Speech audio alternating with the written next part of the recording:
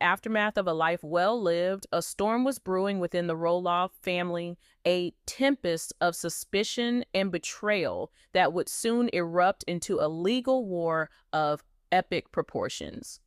The passing of Matt Roloff's father, Ron, a beloved patriarch known for his gentle spirit and love for his family, left a void that was quickly filled with heartbreak and disbelief.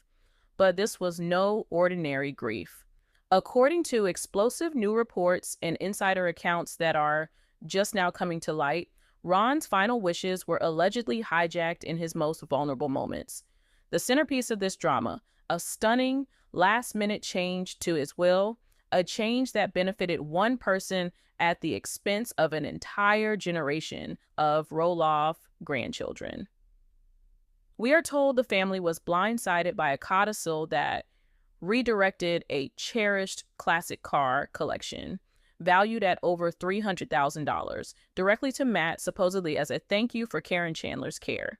This one act has ignited a firestorm, with Amy Roloff now stepping into the ring, not just as a grieving ex-daughter-in-law, but as a fierce protector of her children's inheritance, ready to expose what her legal team is calling a textbook case of elder fraud and manipulation. This is a story of alleged greed, broken trust, and a fight for justice that could permanently shatter the carefully constructed public image of the Roloff dynasty. Before we dive into the shocking details of the legal filings and the damning testimony that has been uncovered, make sure you are subscribed to LPBW Update. Click that bell icon so you don't miss a single breaking development in this story, and give this video a thumbs up to let us know you want more exclusive deep dives like this. The information we are about to reveal is explosive and could change everything you thought you knew about the key players in the Little People, Big World saga. The story begins, as many do, with a document. A will is more than just paper and ink. It is a final promise, a last testament to a person's love, their values, and their intentions for the family they leave behind. For years, sources close to the Roloff family have indicated that Ron Roloff was incredibly proud of his grandchildren. He had reportedly made his wishes crystal clear to multiple family members, including Amy, during his healthier years. His prized possession, a collection of classic automobiles he had lovingly restored and maintained over a lifetime, was his legacy. It was not just a collection of metal and chrome. It was a collection of memories, of weekend tinkering, of stories shared over a polished hood. The plan, as understood by everyone, was simple and fair. Upon his passing, the collection would be liquidated, and the proceeds, a substantial sum estimated to be in excess of $300,000, would be divided equally among all his grandchildren. It was to be a final gift from a doting grandfather, a nest egg to help them with college, a down payment on a house, or simply a cushion to start their adult lives. The day the will was read was, according to an insider who spoke to us on the condition of anonymity, a somber and emotionally charged affair. The family gathered, expecting to hear the familiar and comforting words they believed Ron had laid out. The initial portions of the will were read, confirming many of the standard bequests and final arrangements. A sense of sad finality settled over the room. And then the lawyer cleared his throat and announced the existence of a codicil. A codicil, for those who don't know, is an amendment, a legal modification to an existing will. This one was dated just weeks before Ron's death. The air in the room reportedly grew thick with tension. What could Ron have possibly needed to change at the 11th hour? The lawyer read the new clause aloud. The language was cold, legalistic, and utterly devastating. It stated in no uncertain terms that the previous provision regarding the car collection was now null and void. The entire collection, lock, stock, and barrel, was to be bequeathed solely to his son, Matt Roloff. The room fell into a stunned silence. But it was the justification, the note appended to the codicil, that turned shock into suspicion. The note, allegedly penned by the lawyer but based on instructions, stated the gift was to thank Corinne for her dedicated care in his final days. According to our source, the immediate reaction was one of pure confusion. The grandchildren, Zach, Jeremy, Molly, and Jacob, looked at each other, their faces a mixture of hurt and disbelief. This made no sense. Why would their grandfather, a man who adored them, suddenly cut them out completely? And why was Corinne Chandler's name attached to it? While Corinne had indeed been a presence during Ron's final illness, a fact no one disputed, the idea that her caregiving would warrant a $300,000 redirection of inheritance away from his own blood seemed preposterous. It felt to many in the room like a slap in the face. Matt, we are told, was defensive from the outset. He allegedly claimed to be just as surprised as anyone, but insisted they had to respect his father's final wishes. He spoke of how much Corinne had done, how she had been there day and night, and how his father had grown to rely on her completely. He framed it as a beautiful final gesture of gratitude from a thankful man. Karen, who was also present, reportedly appeared overcome with emotion, dabbing at her eyes and saying that she never expected anything, that she had cared for Ron out of pure love. But for Amy and her children, the performance, as one source described it, rang hollow. The pieces didn't add up. The days following the will reading were filled with hushed, frantic phone calls and tense conversations. The grandchildren were heartbroken, not just about the money, but about the implication that their grandfather had somehow forgotten them or valued them less at the end. It was a stain on their final memories of him. Amy, watching her children's pain, felt a growing sense of unease. She remembered her own conversations with Ron. She remembered his pride in the grandkids, his explicit statements about the car collection. The man she knew would never have done this. Something was terribly wrong. Her maternal instincts, sharpened by years of navigating the complex dynamics of the Roloff family, told her that this was not the work of a man of sound mind, but the result of something far more sinister. She began to suspect that Ron, in his weakened and ailing state, had been a victim of manipulation, and all signs in her mind pointed directly to Corinne Chandler. This is where the battle truly began. Amy knew that challenging a will is a monumental undertaking, an ugly, expensive, and emotionally draining process that pits family member against family member. It's a path many are unwilling to take. But as she saw it, she had no choice. This wasn't just about a car collection. It was about defending Ron's true legacy and protecting her children from being disinherited through what she believed was deceit. After a heartfelt discussion with her husband, Chris Marek, whose sources say fully supported her, Amy made a decision. She was going to fight. Her first step was to seek out legal counsel, and not just any lawyer. She was advised to find a specialist, a probate litigator with a proven track record in contesting wills, specifically on the grounds of undue influence and lack of testamentary capacity. These are the two pillars upon which her entire case would be built. Let's break down what these legal terms actually mean, because it's crucial to understanding the gravity of Amy's accusation. Lack of testamentary capacity is the legal standard for being of sound mind to create or amend a will. It doesn't mean a person has to be in perfect health, but they must, at the moment of signing, understand three basic things: that they are signing a will, the nature and extent of their property, and who their natural heirs are, the people who would normally inherit from them. Amy's legal team would argue that in his final weeks, heavily medicated and battling a terminal illness, Ron Roloff did not meet this standard.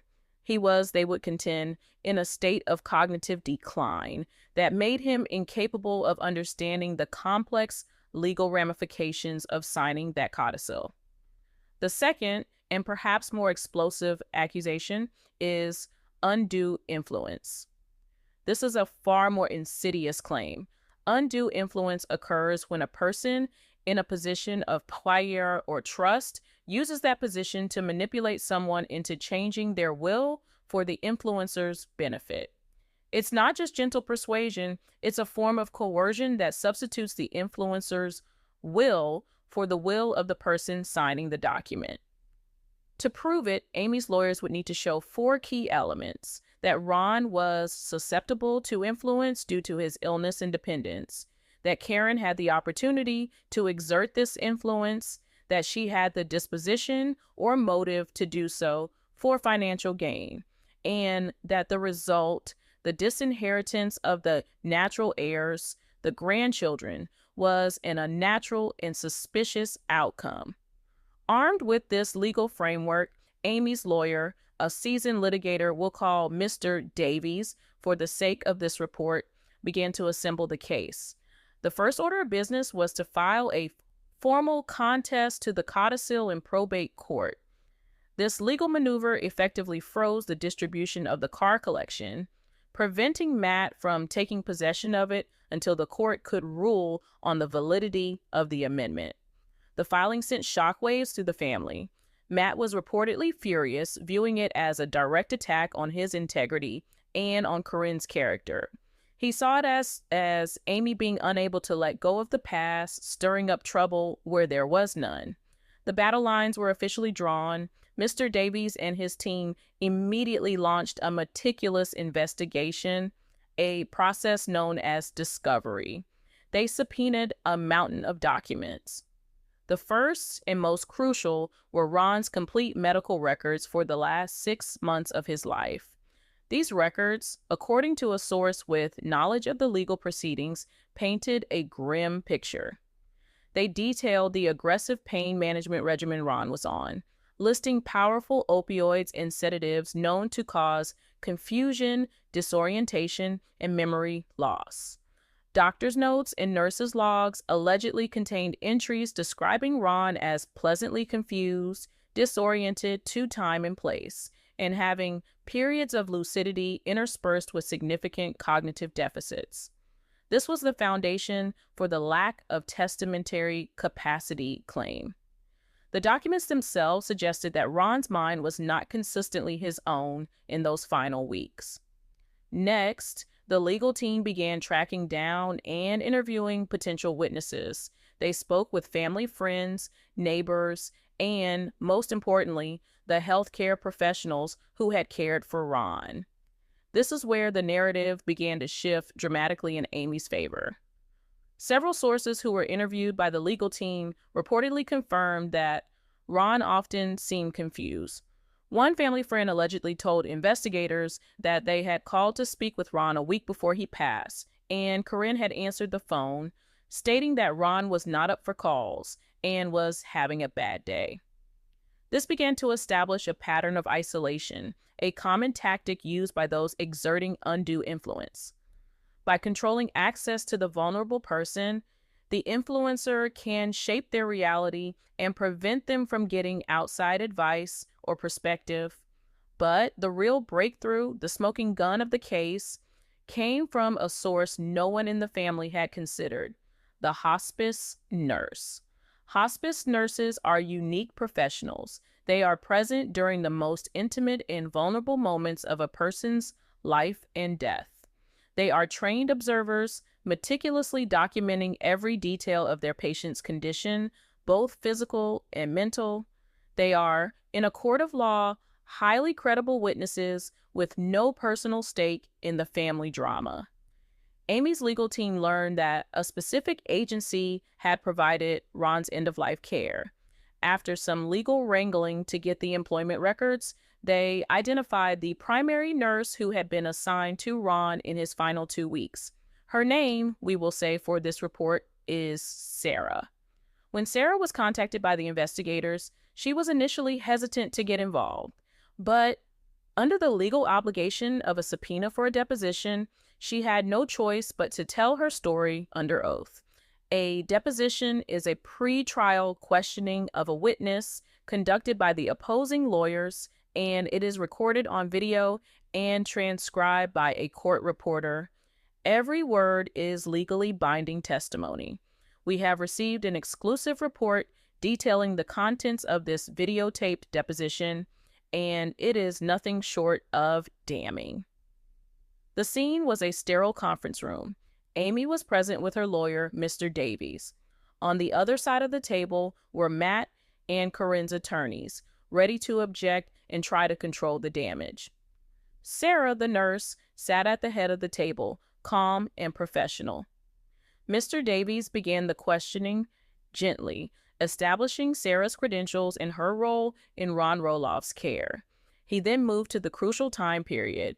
His voice was calm and steady as he asked the first key question. In the last 2 weeks of his life, would you describe Mr. Ron Roloff as being of sound mind? Sarah, according to the transcript we were briefed on, did not hesitate. She looked directly at the camera and answered, "He was heavily medicated. He had good moments, but he was often confused about the time and who people were. He would sometimes call me by his late wife's name. He struggled to follow conversations for more than a minute or two." Matt and Karen's lawyer immediately tried to intervene, suggesting that good moments meant he could have had capacity. But Sarah's initial answer had already laid the groundwork. Mr. Davies pressed on, zeroing in on the day the codicil was signed. "Do you recall a visit from a lawyer with Miss Chandler on or around that date?" This was the moment that would blow the case wide open. Sarah took a sip of water, her eyes referencing her own detailed notes that she had been compelled to bring. "Yes," she said, "I remember it distinctly. Miss Chandler arrived with a man in a suit carrying a briefcase. She introduced him as their farm lawyer and said they had some routine papers that needed to be signed." The atmosphere in the deposition room reportedly became electric. Amy leaned forward, hanging on every word. Mr. Davies continued, his tone measured. "Please describe for the record what you observed." Sarah's testimony was precise and devastating. Corinne brought the lawyer into Ron's room. Ron was very groggy. He had just had a dose of his pain medication.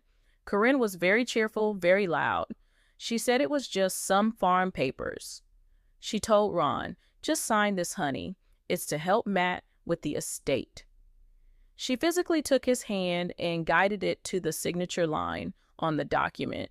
He was very tired and just signed where she pointed. He did not read the document. The lawyer did not explain the document to him. The entire interaction took less than 5 minutes. A wave of shock went through Amy's side of the room. This was more than they could have hoped for. This was a first-hand professional account of direct manipulation. But it got worse. Mr. Davies asked, "Did anything about this interaction strike you as unusual?" Sarah's response sealed Corinne's fate. "Yes, it was highly irregular. In my profession, we are trained to watch for signs of elder abuse and financial exploitation. The patient was clearly not in a state to be conducting business. The fact that the document wasn't explained and that she was physically directing him to sign while minimizing its importance was a major red flag. I noted it in my patient log because it seemed unusual and unethical." The mention of her official patient log, a contemporaneous professional record, gave her testimony unimpeachable credibility. It wasn't just her memory, it was documented. Finally, Mr. Davies delivered the finishing blow, a question designed to provide the court with an expert opinion. "So, in your professional opinion, as his registered nurse, was Mr. Ronald Roloff in a state to understand a complex legal document that would alter his will and disinherit his grandchildren?" Sarah's answer was unequivocal and delivered with the full weight of her medical authority. "Absolutely not. He was not lucid. He was being directed. He didn't have the cognitive capacity to understand what he was signing, let alone the consequences of it. He did not have the capacity to make that decision independently." The deposition ended shortly after. Matt and Karen's lawyers had no effective cross-examination. How could they? They couldn't challenge the nurse's professional assessment or her detailed, documented notes. When the video was turned off, the legal landscape had been irrevocably altered. Amy's team no longer had just a theory. They had a credible, impartial witness who had painted a vivid picture of classic undue influence and a complete lack of testamentary capacity. They had, for all intents and purposes, a confession from a third-party observer. The release of this deposition transcript within the legal proceedings sent a panic through Matt and Corinne's camp. According to sources, their legal team immediately knew they were in trouble. This wasn't a he said, she said family squabble anymore. This was a medical professional testifying under oath to facts that were legally catastrophic for their case. The story Corinne and Matt had been pushing, that this was a loving, final gift from a clear-minded Ron, had been utterly dismantled. The immediate aftermath of the deposition was a flurry of legal activity. Amy's lawyer, Mr. Davies, filed a motion for summary judgment. This is a legal request asking the judge to make a ruling based on the overwhelming evidence at hand, without the need for a full, drawn-out trial. The motion included excerpts from the nurse's deposition, copies of her patient logs, and supporting documentation from Ron's medical records detailing his medication schedule and cognitive state. The argument was simple. There is no genuine dispute of the material facts. The evidence is so clear that a trial is unnecessary. The codicil was procured through manipulation and must be invalidated. For Amy, this was a moment of profound, albeit somber, vindication. The truth, as she had suspected it, was now out in the open, recorded, and on the legal record. Yet, it was also deeply painful. This was confirmation that her former father-in-law,